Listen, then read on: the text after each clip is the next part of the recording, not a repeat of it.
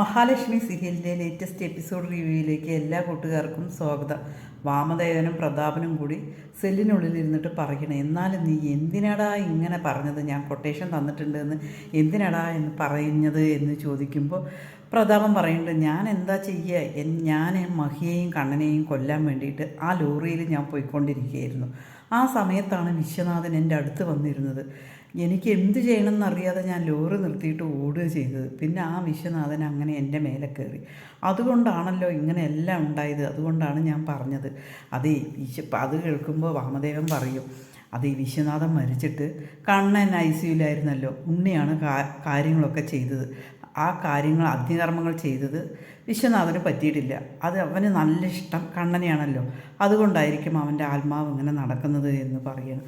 ഇനി ഏതായാലും കേസ് കോടതിയിലെത്തിയ 20 വർഷം മുമ്പുള്ളതല്ലേ, എന്തായാലും നീ പറയണം, അങ്ങനെയൊന്നും തന്നിട്ടില്ല, അങ്ങനെയൊന്നും ചെയ്തിട്ടില്ല എന്ന് പറയണം. എങ്കിലേ നമുക്ക് രക്ഷപ്പെടാൻ പറ്റൂ. നിനക്ക് മാത്രമല്ല എനിക്കും കൂടി രക്ഷപ്പെടാൻ പറ്റുള്ളൂ എന്ന് പറയും. അത് കേൾക്കുമ്പോൾ പ്രതാപൻ പറയുന്നുണ്ട്, ശരിയാണ്, ഞാൻ ചെയ്യാം, ഒരുപാട് പൈസയുണ്ട്, അതെല്ലാം കേസിന് വേണ്ടിയിട്ട് ചിലവാക്കി കഴിഞ്ഞാൽ ശരിയാവില്ല. എൻ്റെ കരുണമോളിപ്പോഴൊരമ്മയായി എന്ന് പറഞ്ഞപ്പോഴേ എനിക്ക് എങ്ങനെയെങ്കിലും പുറത്ത് കിടക്കണം എന്നാണ്, അതിന് വേണ്ടിയിട്ട് ഞാൻ പറയാമെന്നിങ്ങനെ പറയണം കേട്ടോ. അത് കേൾക്കുമ്പോൾ പ്രതാപൻ പറയുന്നുണ്ട്, എങ്കിൽ നന്നു, നമുക്ക് 2 പേർക്കും പുറത്ത് പോകാമെന്ന് പറയണം കേട്ടോ. അതേസമയം ഉണ്ണി ദുർഗയും കൂടിയിട്ട് ഇരുന്ന് സംസാരിക്കുകയാണ് കേട്ടോ. നീ എങ്ങനെയെങ്കിലും കരുണമോളെ വിളിച്ചിട്ട് വരണം എന്ന് പറയണം. ഞാൻ ഇങ്ങോട്ടേക്ക് വിളിച്ചിട്ട് വരില്ല, അങ്ങേര് പറഞ്ഞത് ഓർമ്മയില്ലേ, ഇങ്ങോട്ടേക്ക് വിളിച്ചിട്ട് വന്നു കഴിഞ്ഞാൽ അത് പ്രശ്നം തന്നെയാണ്. അവൾക്ക് 2 വീടുണ്ടല്ലോ, അവിടെ ഇരുന്നോട്ടെ എന്ന് പറയും. എന്നാൽ നീ മോനെ അങ്ങോട്ടേക്ക് പോ എന്ന് പറയും. ഞാൻ അവിടെ പോയിരിക്കില്ല, അങ്ങനെ ഭാര്യ വീട്ടിൽ പോയിരിക്കേണ്ട ഗതികേടും എനിക്കില്ല, ഞാൻ അങ്ങോട്ടേക്ക് പോകില്ല എന്ന് പറയണം കേട്ടോ. അതേസമയം കണ്ണൻ അങ്ങോട്ടേക്ക് വരികയാണ്. കണ്ണൻ വന്നിട്ട് പറയും, എന്താ നിങ്ങളുടെ സംസാരം, എന്തായാലും അവളെ ഇങ്ങോട്ടേക്ക് വിളിച്ചിട്ട് വരാൻ പറ്റില്ല എന്നിങ്ങനെ പറയണം കേട്ടോ.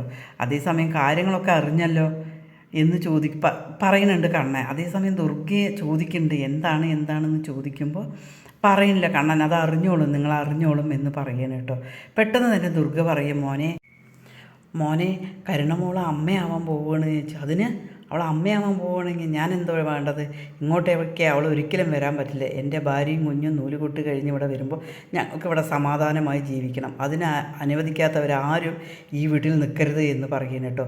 അതേസമയം ദുർഗ പറയും, ഞാൻ വന്നോട്ടെ മോനെ ഒന്ന് കാണാൻ വേണ്ടിയിട്ട് പറയും. വേണ്ട, കാണാൻ വേണ്ടി വരണ്ട, ഏതായാലും അവർ ICUലാണ്, അവിടെ പുറത്ത് ആൾക്കാരും ഉണ്ട്, അവർ നിങ്ങളെ കണ്ടു കഴിഞ്ഞാൽ ശരിയാവില്ല എന്ന് പറയും കേട്ടോ. അതിനുശേഷം കണ്ണൻ പോവുകയാണ് കേട്ടോ. കണ്ണൻ പോയതും ദുർഗയും ഉണ്ണിയും കൂടിയിട്ട് ഇങ്ങനെ പറയണം കേട്ടോ, അവൾക്ക് ഒരു എന്താ പറയുക, ഒരു മരണം അവൾക്ക് സംഭവിക്കണില്ലല്ലോ, എല്ലാ ദൈവങ്ങളും അവളുടെ കൂടെയാണ്, അവളെ എന്തെല്ലാം ചെയ്തു, ഒരിക്കലും അവൾക്ക് ഒന്നും ആവണില്ലല്ലോ എന്ന് പറയണം കേട്ടോ. അതിനുശേഷം അതേപോലെ തന്നെയാണ് നമ്മുടെ മഞ്ജും ലേഖയും കൂടി ഇങ്ങനെ സംസാരിച്ചുകൊണ്ടിരിക്കാനുണ്ട്. മഞ്ജു പറയുന്നുണ്ട്, അയ്യോ ഞാൻ ആ മേഘൻ്റെ കൂടെ ജീവിച്ചു തരുന്നെങ്കിൽ എൻ്റെ ജീവിതം നാക്കി പോയേനെ, ഞാൻ എന്തായാലും എനിക്കിപ്പോൾ ഭയങ്കര സന്തോഷവും സമാധാനവും ഉണ്ട് എന്ന് പറയുക കേട്ടോ. ലേഖ പറയുമ്പോൾ, മഞ്ജു നീ കുറച്ച് കാലേ അവൻ്റെ കൂടെ ഇരുന്നുള്ളൂ, അത് സാരമില്ല, ഇപ്പം നിനക്ക് കുഴപ്പമില്ലല്ലോ എന്ന് ചോദിക്കുമില്ല, എനിക്കിപ്പോൾ സന്തോഷമാണ് എൻ്റെ ജീവിതം എന്നിങ്ങനെ പറയുകയാണ് കേട്ടോ. അപ്പോഴേക്കും കണ്ണൻ അങ്ങോട്ടേക്ക് വരികയാണ് കേട്ടോ. കണ്ണൻ വന്നിട്ട് ഇങ്ങനെ പറയും, നിങ്ങൾ കുഞ്ഞിനെ കണ്ടോ ചോദിക്കുമില്ല, ഞങ്ങൾ കണ്ടിട്ടില്ല, ICUവിൻ്റെ അകത്ത് ഒന്നും പറഞ്ഞിട്ടില്ല, ഡോക്ടറൊന്നും പറഞ്ഞിട്ടില്ല, അമ്മയും കുഞ്ഞും സുഖമായിരിക്കണ്ടല്ലോ കണ്ണേട്ടാ, പിന്നെന്താണ് എന്ന് പറയുകയാണ് കേട്ടോ. അതേസമയം ഡോക്ടർ അങ്ങോട്ടേക്ക് വരികയാണ് കേട്ടോ. എന്നിട്ട് കണ്ണനോട് ഇങ്ങനെ ഉപദേശിക്കുകയാണ്, കണ്ണ ഇതുവരെ ഗർഭിണിയായിരുന്നു, ഞാൻ പറഞ്ഞതൊന്നും കേട്ടില്ല, അതുകൊണ്ടാണ് ഇങ്ങനെ ആയത്, ഇനി ഒരു കുഞ്ഞാണ്, ആ കുഞ്ഞിനെയെങ്കിലും ശ്രദ്ധിക്കണം എന്ന് പറയണം. പിന്നെ ഞങ്ങൾക്ക് ചിലവ് തരണം കേട്ടോ, അമ്മയും കുഞ്ഞും സുഖമായിരിക്കണം, ഏതായാലും മഹിയെ കണ്ടിട്ടില്ലല്ലോ കണ്ണൻ, എന്തായാലും അകത്ത് പോയി കയറി കണ്ടോളൂ എന്ന് പറയണം കേട്ടോ. അതിനുശേഷം ഡോക്ടർ പറഞ്ഞിട്ട് പോവുകയാണ്. പിന്നീട് കണ്ണൻ അകത്ത് പോയിട്ട് മഹിയെ കാണുക കേട്ടോ. മഹിയെ ഇങ്ങനെ കാണുമ്പോൾ മഹിക്ക് ഭയങ്കര സന്തോഷമാണ് കേട്ടോ. അതുപോലെ കുഞ്ഞിനെ നോക്കി നിൽക്കുകയാണ് കേട്ടോ. പിന്നീട് മഹി ചോദിക്കുന്നുണ്ട്, അവരൊക്കെ എവിടെ കണ്ണേട്ടാ എന്ന് ചോദിക്കണം. അവരൊക്കെ പുറത്തുണ്ട്, ഇതാ കണ്ടില്ലേ കണ്ണേട്ടൻ്റെ കുഞ്ഞിതാ കണ്ടില്ലേ എന്നിങ്ങനെ പറയണം കേട്ടോ. കുഞ്ഞ് ഉറക്കം തന്നെയാണല്ലോ എന്ന് പറയും. നമ്മളൊക്കെ ഇങ്ങനെ തന്നെ ആയിരിക്കും, ഉറക്കമായിരിക്കും, എല്ലാവരും പേടിച്ചില്ലേ എന്ന് ചോദിക്കുകയാണ്.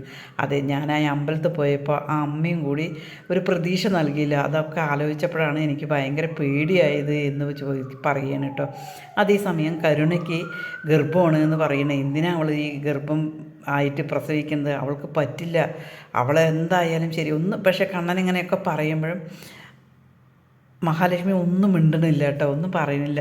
പിന്നീട് അതിന് ശേഷം മഹാലക്ഷ്മിയോട് നിനക്ക് സുഖമല്ലേ എന്നെല്ലാം ചോദിച്ചിട്ട് ലേഖ എവിടെയെന്ന് ചോദിച്ചു. ലേഖയെ അമ്മയൊക്കെ ഉണ്ട്, അമ്മ വീട്ടിൽ പോയിരിക്കണ്, ലേഖയെ കാണാൻ വരണം പറഞ്ഞിട്ട് കാത്തിരുന്നതാണ് ലേഖ കുഞ്ഞിനെ. എന്തായാലും ഞാൻ ലേഖയോടൊന്നും പറഞ്ഞില്ല, എന്തായാലും ലേഖയെ വിട്ടയക്കാട്ടോ എന്ന് പറഞ്ഞതിന് ശേഷം കണ്ണൻ യാത്ര പറഞ്ഞിട്ട് മഹിയോട് യാത്ര പറഞ്ഞിട്ട് പോവുകയാണ് കേട്ടോ. പിന്നീട് മുത്തശ്ശി ജയിലിൽ പോയി വന്നതിന് ശേഷം കരുണയോട് പറയണം, അവർ തല്ലി ചതച്ചിട്ടുണ്ട് മോളെ എന്നിങ്ങനെ പറയണം കേട്ടോ. എന്താ ചെയ്യാനെന്ന് എനിക്കറിയില്ല. ഞാൻ എന്തായാലും ആ അഡ്വക്കേറ്റിനെ കണ്ടിട്ടുണ്ട്. അയാൾക്ക് പക്ഷെ നിറയെ പൈസ വേണം മോളെ, നല്ല പൈസ വേണം. അയാൾക്ക് 1,00,000 മേലെയാണ്. അയാൾ എന്തായാലും കോടതി പോയി ജാമ്യം കിട്ടുമെന്നാണ് പറയണത്. എന്തായാലും നമുക്ക് നോക്കാം എന്ന് പറയാം. 20 വർഷം മുമ്പുള്ള കേസല്ലേ, അതുകൊണ്ട് എന്തായാലും കിട്ടുമെന്നാണ് പറയുന്നത്. ഇനിയിപ്പോൾ നാളെ ആര് വരും അങ്ങോട്ടേക്ക് എന്നുള്ളത് അറിയില്ല. ആ അനന്തവും കണ്ണനും വന്നു കഴിഞ്ഞാൽ എല്ലാം കുളമായി എന്ന് പറയണം കേട്ടോ. അതേസമയം കരുണയ്ക്ക് ഭയങ്കര സങ്കടമാവുകയാണ്. കാരണം അച്ഛൻ ജയിലിൽ പോണ കാര്യം ആലോചിക്കാനേ പറ്റില്ല കരുണ. മോളെ അവർക്ക് ജാമ്യം കിട്ടുമെങ്കിലും ശരി, പക്ഷേ ആ മാർക്കോയാണ് പേടിക്കേണ്ട. അവൻ പുറത്തുണ്ട്, അവനെ ശരിയാക്കും എന്നിങ്ങനെ പറയണം കേട്ടോ. മാർക്കോ ഇവിടേക്കും വരും, അതാണ് എനിക്ക് ഭയങ്കര പേടി എന്ന് പറയും കേട്ടോ കരുണ. ഇതുവരെ വന്നില്ല, വന്നതാണെങ്കിൽ പ്രശ്നമില്ല. എൻ്റെ മോള് വാതിലൊന്ന് അടച്ചിട്ട് ഭദ്രമായി കിടക്കണം കേട്ടോ എന്ന് പറയും കേട്ടോ. അവന് ഏത് വാതിലും വിഷയമല്ല മുത്തശ്ശി എന്നിങ്ങനെ കരുണ പറയണം കേട്ടോ. അവൻ ജയിലിൽ പോയി തന്നെ ജയിലിൽ കിടക്കുന്ന സെല്ലിലുള്ളവരെ തന്നെ അടിക്കും, പിന്നെ അവൻ്റെ കയ്യിലാണ് പോലീസുകാരും എന്ന് അവരാകെ മൊത്തം പേടിക്കുകയാണ് കേട്ടോ. മാർക്കോ വന്നിട്ട് എന്തായാലും കരുണയ്ക്ക് അടി കിട്ടുന്നുള്ളത് കരുണയ്ക്കും മുത്തശ്ശിക്കും നല്ല ഉറപ്പുണ്ട് കേട്ടോ. എന്താ ചെയ്യുക, എത്രയോ ആൾക്കാർക്ക് എന്തൊക്കെയോ പറ്റുന്നുണ്ട്, പക്ഷേ അവനെ മാത്രം ഒന്നും പറ്റണില്ലല്ലോ എന്ന് കരുണ അങ്ങനെ മാർക്കോയെ ശപിക്കുകയാണ് കേട്ടോ. പിന്നീട് ദുർഗ ആകെ വിഷമിച്ചിരിക്കുകയാണ് കേട്ടോ. ഉണ്ണി ചോദിക്കും, എന്താ അമ്മേ ഭയങ്കര വിഷമത്തോട് കൂടിയിട്ട് ഇരിക്കുകയാണല്ലോ എന്ന് ചോദിക്കും. മോനെ, നാളെ കോടതി പോയിട്ട് വാമനെയും പ്രതാപനെയും എന്തിനാണ് ജയിലിൽ കൊണ്ടുപോയത് എന്നുള്ളത് കണ്ണം പറഞ്ഞില്ലല്ലോ, അറിയുന്നല്ലേ പറഞ്ഞത്. സീമന്തിനെയും ഞാൻ വിളിച്ചു, അതുപോലെ സോദിയും വിളിച്ചു, അവർ രണ്ടുപേരും എടുക്കണില്ല. എന്തോ ഒരു പ്രശ്നമുണ്ട്, അതെന്താണെന്ന് അറിയില്ല എന്നിങ്ങനെ പറയണം. നാളെ പോയിട്ടല്ലേ അറിയുള്ളൂ. ആ അറിയണതിന് മുമ്പ് തന്നെ നമുക്ക് ആ കാര്യങ്ങളൊന്നും അറിയണമല്ലോ. മോനെ, നീ ഒരു കാര്യം ചെയ്യ്, പോലീസ് സ്റ്റേഷനിൽ പോയിട്ട് എന്താ കാര്യം എന്നുള്ളത് അറിയുക എന്നിങ്ങനെ പറയണം കേട്ടോ ദുർഗ. അത് കേൾക്കുമ്പോൾ ആകെ അന്തം വിട്ടിട്ട് നിൽക്കണം ഉണ്ണി. അങ്ങനെ ഉണ്ണി പകച്ച് നിൽക്കുന്നത് കാണിച്ചിട്ടാണ് എപ്പിസോഡ് അവസാനിക്കുന്നത്. ഈ ചാനലൊന്ന് ഹൈപ്പ് ചെയ്ത് ലൈക്കും ചെയ്ത് സപ്പോർട്ട് ചെയ്യണേ.